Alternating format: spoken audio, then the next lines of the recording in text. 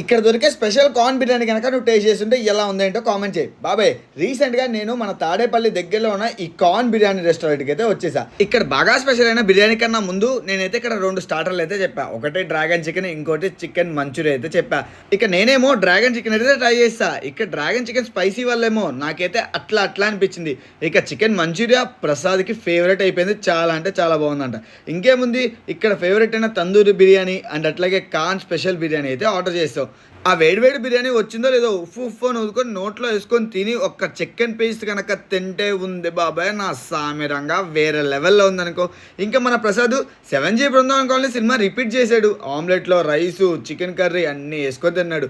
ప్రసాద్ ఏంటి ప్రసాద్ అంటే బాగుందన్న, బాగుంది అని చెప్పన్నాడు. ఇక యాంబియన్స్ ఫ్రెండ్స్తో కానీ ఫ్యామిలీతో కానీ వెళ్ళి చిల్ అవ్వచ్చు బాబాయ్. అంత దూరం మా వల్ల కాదు అంటే స్విగ్గీ జొమాటోలో కూడా అవైలబుల్ ఉంది. దీని లొకేషన్ వచ్చేలా కింద డిస్క్రిప్షన్లో పెడతాను, చెక్ చేయి. నువ్వు ఆల్రెడీ ట్రై చేస్తుంటే ఎలా ఉంది అంటే కామెంట్ చేయి. వెళ్తావు కదా, వెళ్తా ఫాలో